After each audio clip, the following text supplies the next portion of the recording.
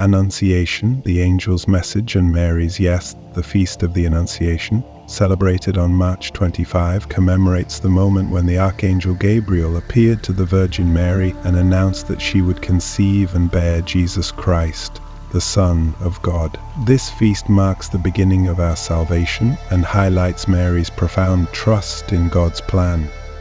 The Annunciation is a celebration of faith, obedience, and the mystery of the Incarnation. Why we celebrate the Annunciation? The Annunciation is recorded in the Gospel of Luke. The angel said to her, "Do not be afraid, Mary, for you have found favor with God. Behold, you will conceive in your womb and bear a son, and you shall name him Jesus." Luke 1:30-31. Mary's response, "Behold, I am the handmaid of the Lord. Let it be done to me according to your word." Luke 1:38 is a powerful example of trust and submission to God's will. Her yes, fiat, made way for the word to become flesh, fulfilling God's promise of redemption. The Annunciation also foreshadows the great mystery of Christ's incarnation, God becoming man for our salvation. How to celebrate the Annunciation as a Catholic? Attend Mass and reflect on the mystery of the Incarnation. The Annunciation is a solemnity in the Church, and attending Mass is a beautiful way to honor this event. The readings focus on Mary's role in salvation history and the fulfillment of God's promises. Take time to reflect on how Mary's yes changed the course of human history.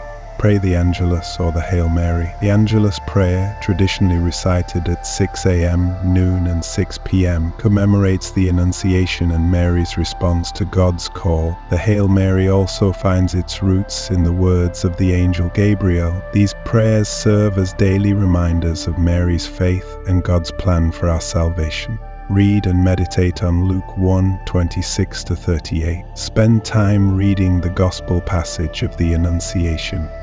Imagine yourself in Mary's place. How would you respond to such a calling? Reflect on God's ability to work in unexpected ways and ask for the grace to trust Him more fully in your own life. Consecrate yourself to Mary. Mary's total surrender to God's will makes her the perfect model of discipleship. On this feast, consider consecrating yourself to Jesus through Mary, following the example of St. Louis de Montfort. Entrust your life, decisions and struggles to her maternal care. Celebrate the gift of life. Since the Annunciation marks the moment Jesus was conceived in Mary's womb, it is also a celebration of life. Pray for the unborn, support pro-life initiatives, and give thanks for the gift of life in all its stages. The importance of celebrating in church the Annunciation is a pivotal event in salvation history, the moment when God's plan to redeem humanity took a major step forward. Attending Mass and celebrating this feast in the church allows us to participate in the joy of God's fulfillment of His promises. If you have been struggling with trust in God's will, the Annunciation is a reminder that He has a plan for you.